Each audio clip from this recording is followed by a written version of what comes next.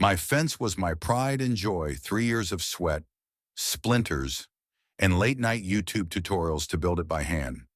Then, in one afternoon, a fake HOA and their bulldozer turned it into kindling. By the time the dust settled, the whole neighborhood was ready to burn their rulebook to ash. I'm Sarah Thompson, a single mom and high school art teacher living in Willow Creek, a quiet little suburb in Ohio where the biggest drama used to be whose dog barked too loud. My house isn't much: 2 bedrooms, a leaky roof, and a backyard where my daughter, Mia, and I grow tomatoes and paint murals on old plywood. The fence was our masterpiece, 6 feet tall, cedar planks stained a warm chestnut, with little hand-carved sunflowers Mia insisted we add. It wasn't just a fence, it was our sanctuary, our way of saying, this is ours. When I got a letter from the Willow Creek HOA demanding I tear it down because it was 0.3 inches too tall, I thought it was a joke. We didn't even have an HOA. That letter was the first jab. It came on a Monday, slipped under my door like a coward's calling card. Non-compliance will result in immediate action. It read, signed by someone named Gerald Pratt, HOA president. I laughed it off, figuring it was a prank by some bored neighbor. Willow Creek was a mishmash of older homes. No covenants, no rules. Freedom was why I bought here. I tossed the letter in the recycling and went back to grading papers. But the next day, another letter arrived, this time with a $500 fine for aesthetic violations. By the third letter, threatening legal enforcement, I was annoyed enough to do some digging. Turns out, Gerald Pratt was a balding, self-important real estate agent who lived 3 streets over. He'd been going door to door, claiming he'd formed an HOA to protect property values.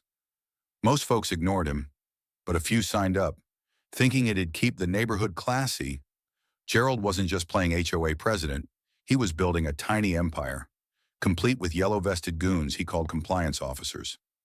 They were his buddies from the local country club, armed with clipboards and a superiority complex. They'd been harassing people for weeks, finding Mrs.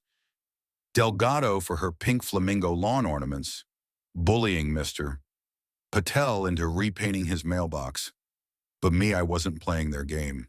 I called Gerald's number, listed on the letterhead. There's no HOA here, I said, trying to keep my voice steady. You've got no authority to find me or touch my fence. He chuckled, all smug and syrupy, like he was talking to a kid. Sarah, sweetheart, you'll see we're serious. That eyesore of a fence is coming down, one way or another. I hung up, fuming. Sweetheart, I'd built that fence with my own hands, hauled every plank from the hardware store in my beat-up Civic. It was staying. The next week, things got weird. Gerald's compliance officers started showing up, taking photos of my fence, measuring it with tape like they were CSI. Neighbors whispered about the HOA cops but stayed out of it, too afraid of fines or drama. I posted on the neighborhood Facebook group, asking if anyone else was getting these letters. A few chimed in. Old man Jenkins got a $200 fine for his overgrown roses. Lisa Nguyen was told her kid's swing set was unapproved. But most people stayed quiet, hoping Gerald would move on. I wasn't so lucky. One morning, I woke to the sound of Mia screaming from the backyard. Mom, they're here. I ran outside in my pajamas, heart pounding, and there it was, a bulldozer idling in my driveway, its blade gleaming like a guillotine. Gerald stood nearby, arms crossed, flanked by 2 of his yellow-vested cronies. Sarah, you were warned, he said, smirking. This fence violates code. I was shaking, not just from anger, but from the sheer audacity. You can't do this, I shouted. You're not a real HOA. He just waved a hand, and the bulldozer lurched forward. That's when it happened, the moment that broke me. The blade hit the fence, and in seconds, our sunflowers, our cedar planks, our sanctuary were reduced to splinters. Mia was sobbing, clinging to my leg, and I felt like I'd failed her. Neighbors started gathering, phones out, recording the chaos. Mrs. Delgado was yelling in Spanish, waving her cane. Mr. Patel was on the phone with the police. But Gerald, he was laughing, like he'd won some sick power trip. I wanted to punch him, but I just stood there, frozen, watching my work turn to dust. Then came the twist I didn't see coming. As the bulldozer backed up, a woman pushed through the crowd. Dr. Evelyn Carter, a retired lawyer who'd moved to Willow Creek a year ago. She was tiny, barely 5 feet, with silver hair and a voice like a drill sergeant. Gerald Pratt. "You stop that machine right now," she bellowed. Everyone froze, even the bulldozer driver. Evelyn held up a stack of papers, her hands steady. "I've been watching you, you little weasel. This so-called HOA is a fraud, and I've got the documents to prove it." The crowd gasped. Gerald's smirk vanished. Evelyn wasn't just a neighbor, she was a legend. She'd spent 30 years taking down corrupt landlords and shady developers. Turns out, she'd been quietly investigating Gerald since his first letter.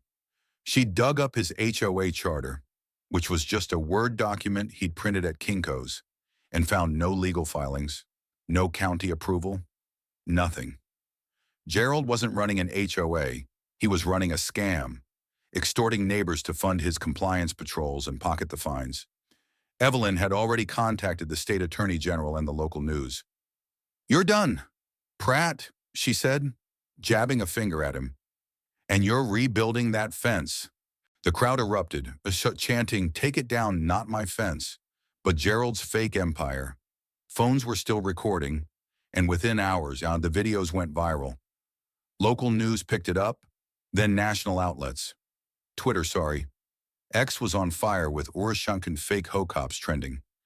People shared their own stories of HOA nightmares, turning our little suburb into a symbol of resistance. Gerald tried to play victim, claiming he was just trying to help the community, but nobody was buying it. The police showed up, not to arrest me, but to question Gerald. His compliance officers scattered like roaches. The high noon of this saga came a month later in court. Evelyn, now our neighborhood hero, represented me pro bono. The courtroom was packed: neighbors, reporters, even a few TikTokers hoping for clout.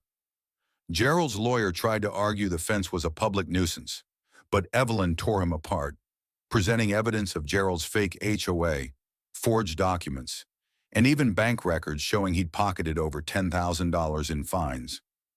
The judge, a no-nonsense woman with zero patience for Gerald's whining, didn't just rule in my favor, she ordered him to pay for a new fence, cover my legal fees, and issue a public apology.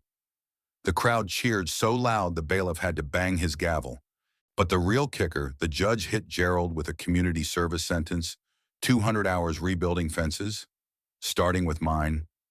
Social media exploded again, with memes of Gerald in a yellow vest, hammering nails under my supervision. The Jacques Fence Gate hashtag was born, and people across the country started questioning their own HOAs, demanding transparency. Our little rebellion sparked a movement. When the new fence went up, it wasn't just cedar and nails, it was a statement.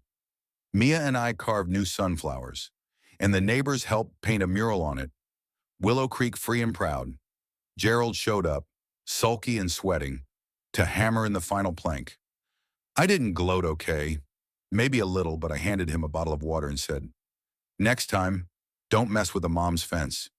He mumbled an apology and slunk off. Last I heard, he'd moved to Florida, probably to terrorize some other suburb. The aftermath was bigger than I expected. Willow Creek became a tighter community, with block parties and a new neighborhood watch, not for fake rules, but for looking out for each other. Evelyn started a free legal clinic for HOA disputes, and I became the unofficial fence lady, getting emails from strangers asking how to fight their own battles. Mia's proudest moment was seeing our story on the news, her sunflowers front and center. We showed them. "Mom," she said, grinning, "karma's a funny thing. It doesn't just bite, it builds." Gerald's greed cost him his reputation, his money, and his fake empire. But for us, it gave us our neighborhood back, stronger than ever. So, what's your take? Ever dealt with a power-hungry HOA or a bully like Gerald? Drop your story below. I'd love to hear how you fought back.